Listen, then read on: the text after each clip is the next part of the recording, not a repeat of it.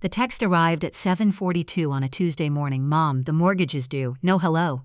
No good morning. No. How are you?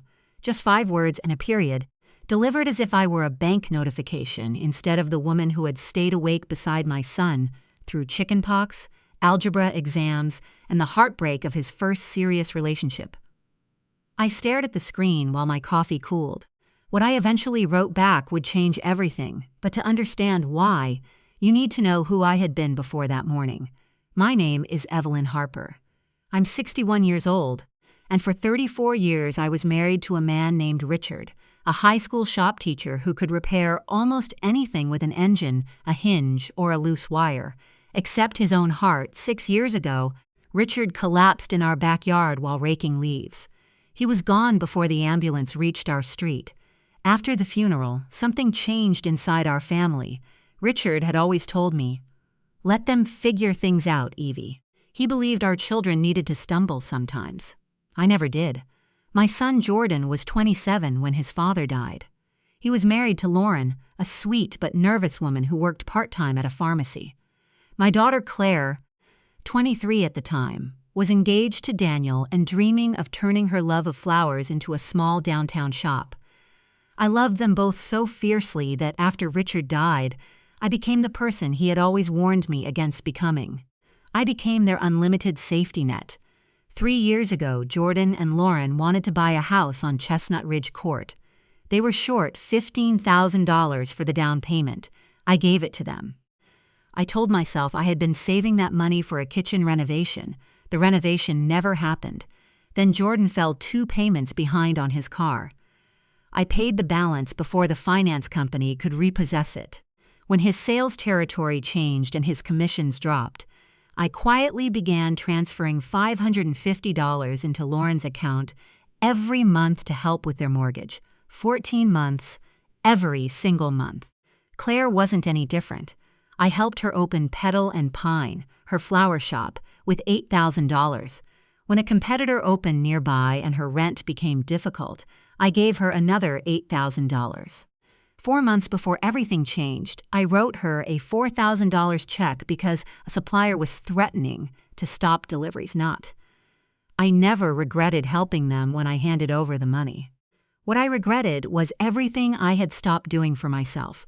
Richard and I had saved for years to visit Italy for our 35th anniversary. We never went. After his death, I kept telling myself there would be another time. There wasn't. I also wanted a stone bench beneath the rose bushes in our backyard, dedicated to Richard. That money disappeared into Claire's rent instead. At 61, I suddenly realized something painful. My children didn't simply need me. They had begun expecting me, and there was a difference. The truth finally reached me on a Wednesday afternoon when my best friend Marissa Grant called. "Evelyn, congratulations," she said. "For what?" Silence. "The dinner," she finally answered. Lauren posted pictures Sunday night. Jordan, Lauren, Claire, Daniel. They were at the Wooden Spoon. My stomach tightened. "What dinner?" Marissa hesitated. They were talking about the future. "You really didn't know." 20 minutes later, I was sitting in my parked car, staring at Lauren's social media post. There they were, 4 smiling faces. Champagne glasses raised. The caption read, "Building our next chapter together." 41 people had commented, "So happy for you all.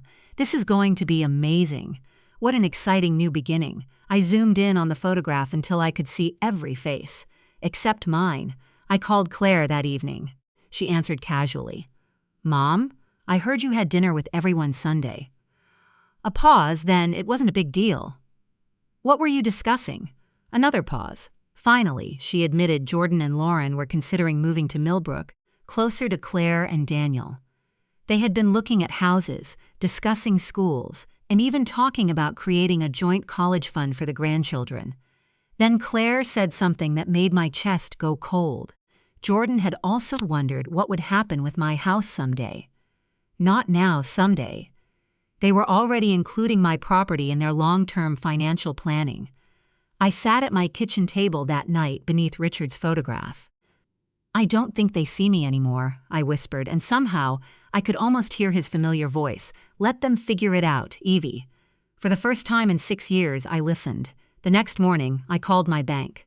I canceled the automatic $550 transfer. I didn't announce it. I didn't threaten anyone. I simply stopped. And for the first time, I allowed myself to wonder what my own future might look like if I wasn't constantly paying for everyone else's. A month later, my phone lit up at 7:42 on a Tuesday morning. "Mom, the mortgage is due." I stared at those 5 words, then I smiled. Not because I was happy, because I finally understood. The mortgage was due. But for once, it wasn't my responsibility. I read Jordan's message 3 times before placing my phone beside my coffee. "Mom, the mortgage is due." For years, that sentence would have sent me rushing to my computer. I would have checked my account, transferred the money, and probably added a little extra in case they needed groceries. This time, I didn't move. I thought about the dinner at the Wooden Spoon. 4 people planning their future. 4 people deciding where they would live, how their children would grow up, and how my house might eventually fit into their financial plans. 4 people who had somehow forgotten to ask whether I had plans of my own. I typed slowly, "Good morning, Jordan. I'm doing well. Thank you for asking. As for the mortgage, that's yours to handle now. I have every confidence you and Lauren will figure it out." I stared at the message. Then I added one final sentence. "You've gotten very good at making plans without me." I pressed send. For 3 seconds, nothing happened. Then my phone rang. "Jordan." I let it ring. He called again, then again. By noon, there were 4 missed calls and 2 messages. "Mom, seriously?" Then, "We need to talk." I had spent most of my life believing that if someone needed to talk, I needed to make myself available immediately. That day, I didn't. I finished breakfast. I went for a walk. I watered Richard's roses. Then I drove to the community center for a watercolor class. The class had been Marissa's idea. "You need something that's just yours," she'd told me. I had laughed. "I'm 61. I don't have time for watercolor." "You don't have time not to." She was right. I had started going 3 weeks earlier. That was where I met Caleb Morgan, a retired contractor with paint-stained hands and an irritatingly cheerful laugh. Caleb was terrible at watercolor. He somehow made every tree look like it had survived a hurricane, but he never seemed embarrassed. One evening, I ruined a painting of a lighthouse. I kept trying to fix it until the paper was practically shredded. Caleb looked at my canvas, then he turned his own around.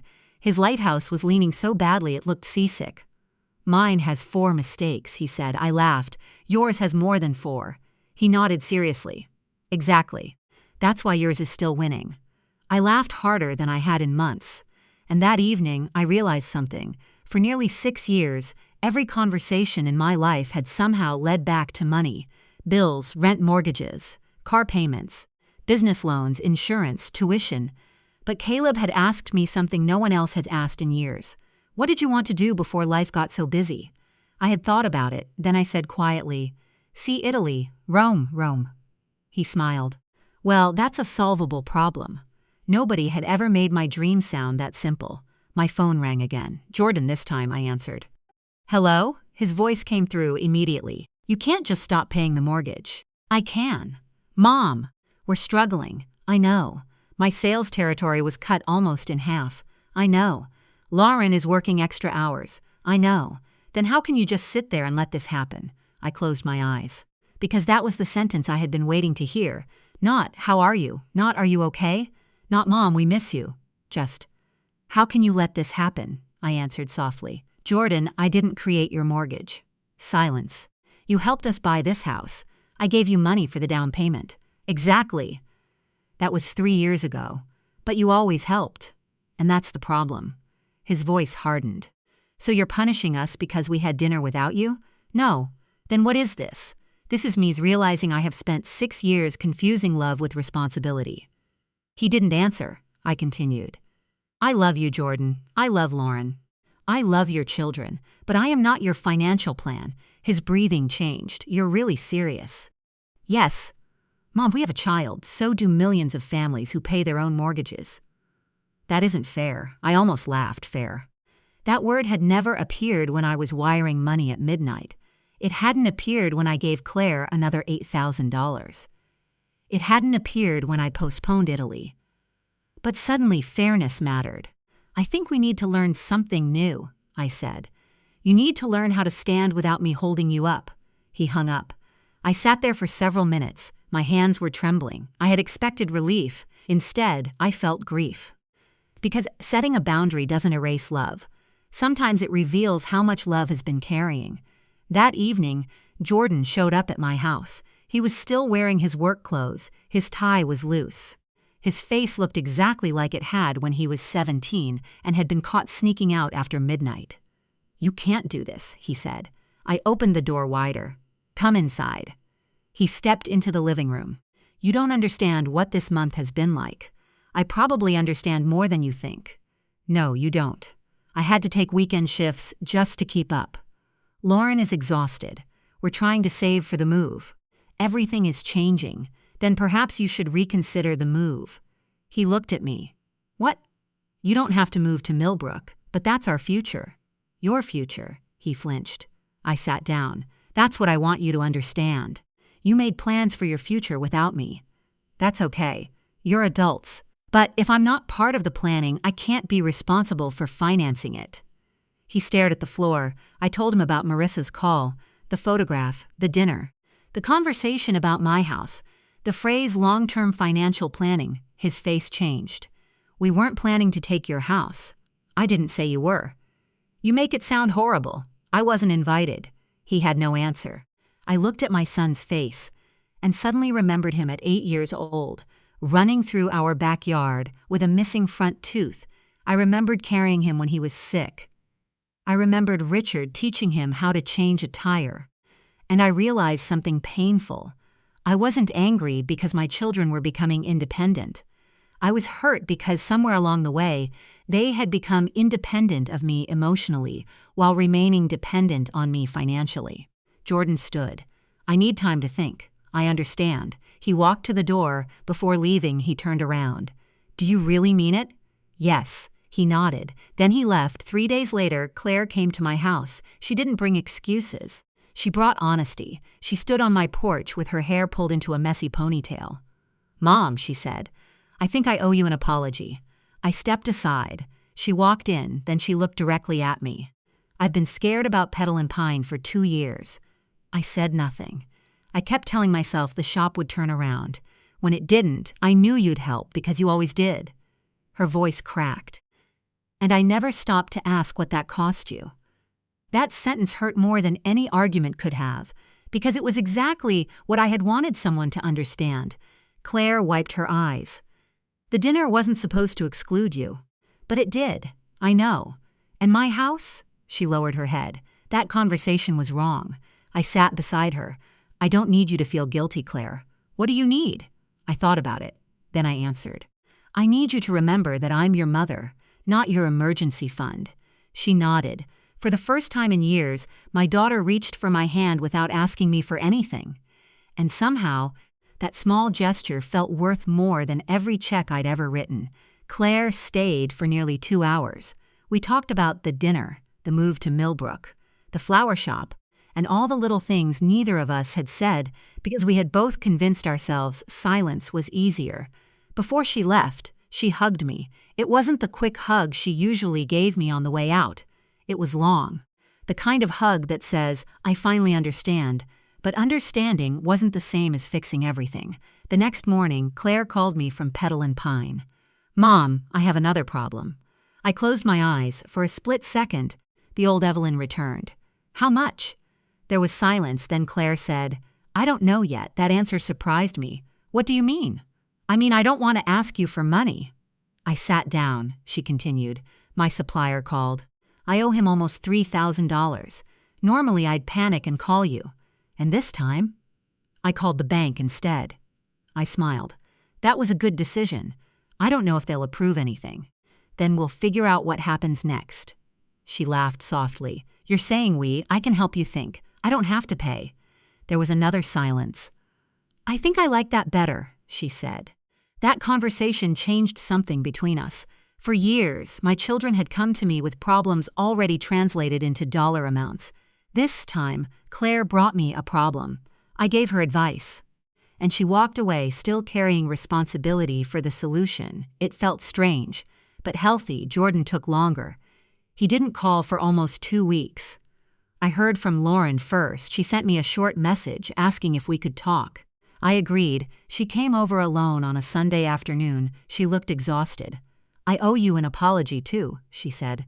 "You don't owe me anything." "I do." She sat across from me. "When Jordan and I started talking about Millbrook, I was nervous about telling you." "Why?" "Because I thought you'd judge us." I frowned. "Why would I judge you? Because we were talking about money." I almost smiled. "Lauren, I've given you money for years." "I know." "And that's exactly why you were afraid?" She nodded. "I knew you were helping us more than you should have been.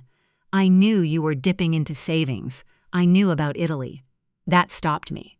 "You knew?" She looked ashamed. "Jordan told me once." I leaned back. "So you knew I wanted to go to Italy?" "Yes, and you still accepted the money." Her eyes filled with tears. "I was selfish." The honesty disarmed me. She didn't defend herself. She didn't say she deserved it. She simply admitted it. "I kept thinking you'd tell us when you'd had enough," she whispered. "But you never did." That sentence stayed with me because she was right. I had never said no. I had trained them to believe my yes was permanent. "I should have told you," I said. Lauren nodded. "And we should have asked." We sat quietly, then she surprised me. "Go to Rome." I laughed. "What?" "Go." "Lauren, no, seriously, go." She reached into her purse and pulled out a folded piece of paper. It was a travel brochure, Rome. I stared at it. "Where did you get this?" "Jordan and I bought it yesterday." I looked at her. "We're going to handle the mortgage." "You don't need to prove anything." "We know." "Then why?" "Because you deserve something that isn't connected to us."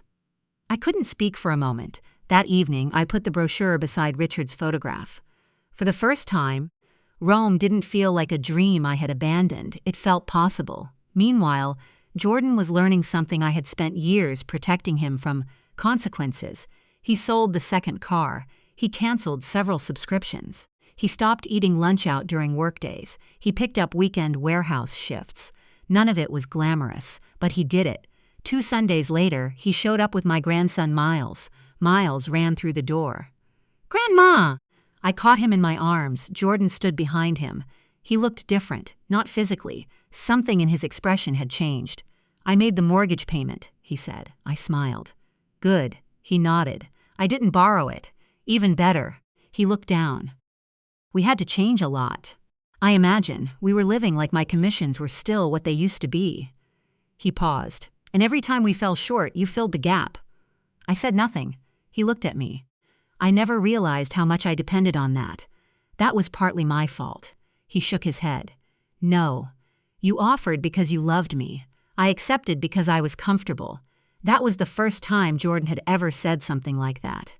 Then he sat beside me. "Mom, I want to tell you something." "What?" "When we had that dinner, I wasn't trying to push you out." "I know. But I was thinking about the future like you were already going to be there." I looked at him. "What does that mean?" "I thought you'd eventually move near us." He smiled sadly. "I thought you'd sell the house, help with the move, maybe pay some of the closing costs." I didn't even realize I'd built that into my expectations. There it was, the truth, not cruelty, not necessarily greed, something more ordinary: entitlement. And sometimes ordinary entitlement can hurt more than deliberate cruelty. "I appreciate you telling me," I said. "I was wrong." "Yes." He laughed. "You could at least pretend to soften it." "I spent 6 years softening everything." He laughed again. Then he became serious. "I miss you." My throat tightened. "You're sitting right here. I miss talking to you." I looked at him. "When was the last time you called me because you wanted to hear my voice?" He couldn't answer. That silence told me enough. "I don't want our relationship to be about money anymore," he said. "Neither do I." He reached for my hand. "Then can we start over?" I squeezed his fingers. "We can start today." That night, after they left, I stood in the backyard. The roses were blooming. Richard's old garden looked beautiful in the evening light. For years, I had told myself the missing stone bench didn't matter, that I could live without it. But suddenly, I wanted it again. Not because it would bring Richard back. It wouldn't. But because I had spent too many years treating my own wishes like luxuries. The next morning, I called a local stone company. I ordered the bench. When the man asked what inscription I wanted, I thought for a long time. Then I said, "Richard Harper. He taught me to stand on my own feet." The irony wasn't lost on me. Richard had spent years telling me to let our children figure things out. It had taken his death for me to finally understand him. And now, for the first time since he died, I was beginning to build a life that wasn't centered on rescuing everyone else. I still loved my children. I still helped them. But I was learning the difference between helping someone stand and carrying them everywhere. And that difference was about to change our entire family. The stone bench arrived 2 weeks later. 2 men carried it through the backyard and placed it beneath Richard's favorite rose bushes. I stood there while they worked, holding the inscription card in my hands. When they finally stepped away, I ran my fingers across the letters. Richard Harper, he taught me to stand on my own feet. I smiled through tears. For years, I had thought honoring Richard meant protecting our children from every hardship. Now I understood that he had never meant that. He wanted them to become capable adults.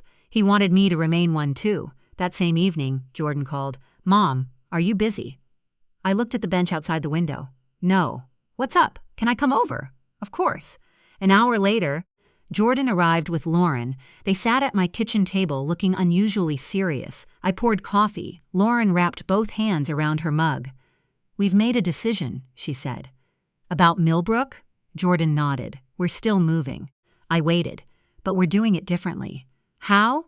"We're selling the second car, clearing some debt, and we're buying a smaller house." I smiled. "That sounds sensible. It isn't as nice as the one we were originally looking at. That doesn't make it bad." Jordan nodded. "We realized we were trying to build a lifestyle before we could afford one." Lauren looked at me. "And we're not using your house in our calculations anymore." I hadn't realized how much I needed to hear that. "Thank you." Jordan leaned forward. "There's something else." "What?" "We want you to come with us when we look at houses." I smiled. "Because you need advice?" "No." He shook his head. "Because you're our mother." Those words were simple. But they landed differently now. I agreed. The next Saturday, I went with them. We visited 4 houses. None were perfect. One had terrible wallpaper. Another had a kitchen so small that opening the refrigerator blocked the back door. The 4th had a little backyard where Miles could eventually play. Jordan and Lauren loved it. I didn't say anything about price. I didn't offer money. I simply walked through the rooms with them and listened. For the first time, they weren't asking me to solve their future. They were asking me to be part of it. There was a difference. Later that afternoon, Claire called. "Mom, are you sitting down?" "Yes." "I have news." My stomach tightened automatically. "What happened?" "The bank approved a small business restructuring loan." I smiled. "That's wonderful. I did it myself." "I know. I wanted you to know because—" Her voice became quiet. "I wanted you to be proud of me." I closed my eyes. "Oh, sweetheart, I don't need you to fix anything. I just wanted you to know. I am proud of you." She started crying. "So am I," she whispered.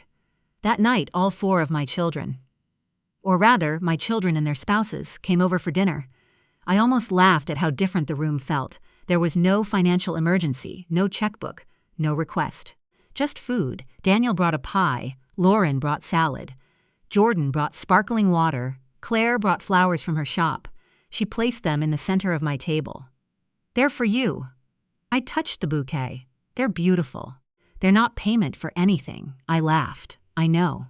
She smiled. We ate. The grandchildren played under the table. For once, nobody talked about bills. Then Jordan cleared his throat. "Mom, we want to ask you something." I looked up. "Okay." He glanced at Lauren, then back at me. "What do you want?" I blinked. "What do I want?" "Yes." Nobody had asked me that question in years. I looked around the table. "I want to go to Rome." Claire smiled immediately. "Then go." "I also want to finish the rose garden." "Do it," Daniel said. "I want to take watercolor classes." Lauren laughed. "Obviously." And I hesitated. "There is someone I've met." Everyone went silent. Jordan's eyebrows lifted. "Someone?" I laughed. "Don't look so alarmed." "Who?" "His name is Caleb." Claire smiled. "Tell us about him." I described the watercolor class, the terrible paintings, his bad jokes, the way he listened. When I finished, nobody looked uncomfortable.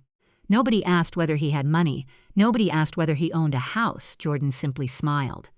He sounds nice. He is. Lauren reached across the table. You deserve nice. That sentence nearly broke me because for years I had believed being needed was the highest form of love. Now I was learning that being known was better. After dinner, Claire helped me wash dishes. Mom? Yes. I keep thinking about that night at the Wooden Spoon. So do I. I wish we'd invited you. I know. I don't think we realized how much that would hurt. I don't think you did. She dried a plate. Would you have come? I smiled. If you'd asked. She nodded. Then I want to ask now. For what? To be part of our future. I looked at her. She continued. But not because we need money. I know. Because you're family. I put the dish down, then I hugged her. The next morning, I opened my laptop. I searched flights to Rome. For years, I had been afraid to even look. The prices seemed enormous. The distance seemed impossible. But this time, I booked one. I stared at the confirmation email. Rome, the 14th of October. I printed it. Then I put it beside Richard's photograph. I finally did it, I whispered. A few minutes later, my phone buzzed. It was Jordan. Mom, thank you for yesterday. I replied.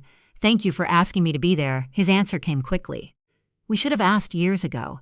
I smiled. Maybe they should have. But I had also spent years teaching them that my answer would always be yes. They hadn't been born knowing how to depend on me. I had taught them. And now, together, we were learning something new. That afternoon, Caleb called. Did you book it? How did you know? You've been talking about Rome for 3 weeks. I laughed. Yes, when? October. He paused. Good. You're not going to ask how much it cost. No.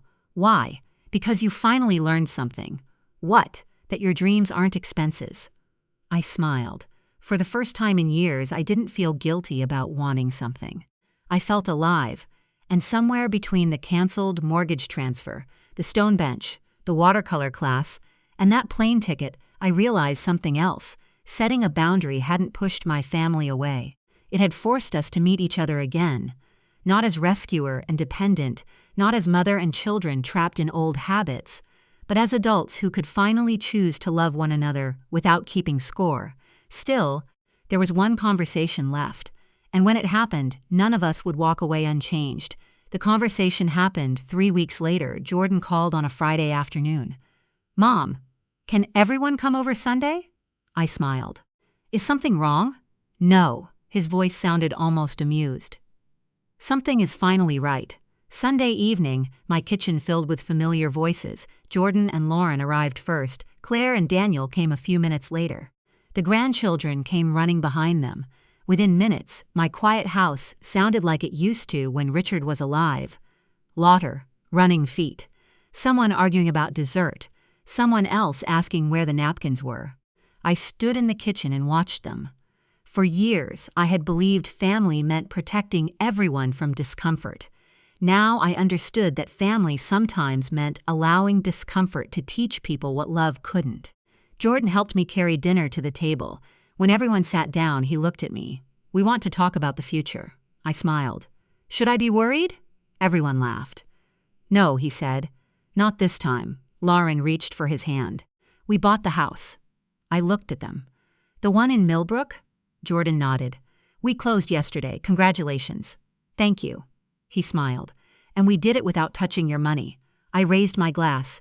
Then I'm especially proud. Claire laughed. Mom, you should have seen him negotiating with the lender. Jordan groaned. I was good. You were terrified, Lauren said. I was strategically concerned. Everyone laughed, then Jordan became serious. There was something else we wanted you to know. He looked at me. We changed the paperwork. What paperwork? The financial plans. My smile faded slightly. We removed your house completely. I stared at him. It was never ours. He continued. We had no right to build plans around it. I nodded slowly. Thank you, and we started our own savings account for Miles. Lauren added, we're also putting a little aside for emergencies. I smiled. That is what adults do. Jordan grinned. Apparently, we're learning. Claire raised her glass. To learning. We all laughed, then Daniel spoke. There is something we haven't told you. I looked at him. What's that? He smiled. Claire wants to expand Petal and Pine. My daughter looked embarrassed. Daniel. What? You weren't supposed to tell her yet. I looked at Claire. Expand, she nodded. Maybe. How? A second location. I waited. She immediately said, I'm not asking you for money. I burst out laughing. I know. I just wanted to tell you. I'd love to hear about it. She pulled out her phone and showed me pictures of a small storefront downtown. It was beautiful. Natural light. Tall windows, old brick walls. I could see why she loved it. It needs work, she said. So did the first shop. She smiled. Exactly. I handed her phone back. You'll figure it out. She looked at me. I will, and I knew she meant it. Dinner continued. The grandchildren fought over a piece of pie. Lauren spilled water. Daniel accidentally knocked over a napkin holder.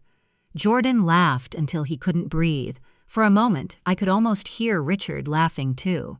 After everyone left, I sat alone at the table. There were crumbs everywhere. Half-empty glasses, a child's toy beneath one chair. It was a mess. And it was beautiful. My phone buzzed. A message from Jordan. Mom, thank you for giving us the chance to grow up. I stared at it. Then another message arrived. I know I didn't understand before. I typed back. Neither did I. I put my phone down. Then I walked outside. The stone bench beneath the roses was illuminated by the porch light. I sat down. Richard's name was beneath my fingertips. I finally understand, I whispered. The next morning, I met Caleb at the community center. He was already painting. What are you working on? A surprise. For me. Maybe. I sat beside him. He turned the canvas around. It was a watercolor of Rome. A street lined with old buildings, warm sunlight. A tiny fountain in the distance. I stared at it. You painted this. Attempted to. It's beautiful. He smiled. Thought you should have something to look at while you're waiting for October. I felt tears sting my eyes. Thank you. He shrugged. It's just paint.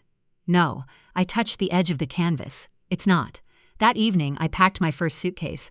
October was still weeks away, but I didn't care. For years, my dreams had remained imaginary because I was always waiting for the right time. There was always another bill, another emergency, another reason to postpone. Now there wasn't. I folded a dress into the suitcase, then another. I packed comfortable shoes, a camera, Richard's old watch, and the small watercolor Caleb had painted. I left room for souvenirs. That was important. I wanted to come home carrying something that had nothing to do with anyone else's emergency. Before bed, I checked my bank account. The balance wasn't enormous, but it was mine. I had rebuilt enough of my savings to breathe again. I didn't feel rich. I felt free. There is a difference. A week later, Claire stopped by. She sat beside me on the porch. Mom? Yes? Do you regret helping us? I thought about it. No. She looked surprised. Really? I don't regret loving you. She waited. But I regret not loving myself enough at the same time. Her eyes filled. I understand. I hope you do. She leaned against my shoulder. I think I finally do. We sat quietly, then she smiled. Do you think you'll come to the new shop opening? I laughed. Of course. Even if it's raining? Especially if it's raining. She smiled. Good. That night, I received another message, this time from Jordan. Can we have dinner before you leave for Rome? I replied, I'd like that. Then I stared at the screen. 6 months earlier, I would have expected the next sentence to be about money. It wasn't. He wrote, I just want to spend time with my mom. I set the phone down, and for the first time, I understood what my boundary had really accomplished. I hadn't stopped being generous. I had simply stopped making generosity the price of belonging. My children weren't perfect. Neither was I. But we were finally learning how to be a family without a financial contract between us. And that was worth more than every mortgage payment I had ever made. The night before my flight to Rome, my house was quiet. My suitcase stood beside the bedroom door. My passport was on the dresser. The stone bench beneath Richard's roses was visible through the window. For years, I had imagined this moment. But somehow, I had always imagined it happening for someone else. A child graduating, a child buying a house, a child opening a business, a child needing something. That night, for once, the moment belonged entirely to me. The next morning, Jordan, Lauren, Claire, Daniel, and the grandchildren arrived early. My kitchen became crowded within minutes. Miles ran around the table. Little Sophie followed him with a stuffed rabbit. Claire brought coffee. Lauren brought pastries. Jordan carried my suitcase toward the front door. "I've got it," he said. "I can carry my own suitcase." "I know," he smiled. "I just wanted to." I looked at him. That tiny gesture said more than an apology ever could. Before I left, Jordan pulled me aside. "Mom, yes? I need to tell you something." I waited. "I was angry when you stopped paying the mortgage." "I know. I thought you were abandoning us." I stayed quiet. "But now I realize you weren't abandoning us." He swallowed. "You were giving us a chance."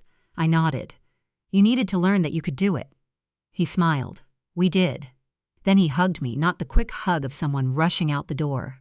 A real hug, the kind I remembered from when he was a little boy.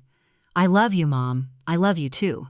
Claire hugged me next, then Lauren, then Daniel. The grandchildren nearly knocked me over. For a few minutes, everyone was talking at once. Then Claire handed me an envelope. "What is this?" "Open it." Inside was a photograph. It showed our entire family at the dinner table. Everyone was laughing. I was in the center, not at the edge, not missing. Not behind the camera. Right in the middle, on the back, Claire had written, "You were never supposed to be our bank account. You were always supposed to be our mom." I couldn't hold back my tears. I hugged her, then I looked at Jordan. He smiled. "We finally got it." I nodded. "Yes, you did." At the airport, I sat by the window waiting to board. For the first time in years, I wasn't checking my phone for emergencies. No one needed a payment. No one needed a transfer. No one needed me to fix something. My phone buzzed. A message from Jordan: "Have a safe flight. Send pictures." Then Claire: "Enjoy every second. Lauren, eat something amazing for me." I smiled. Nobody asked me for anything. They simply wanted me to enjoy myself. When the plane lifted into the sky, I looked down at the city disappearing beneath the clouds. I thought about Richard. I wondered what he would say. I could almost hear him. "About time, Dee."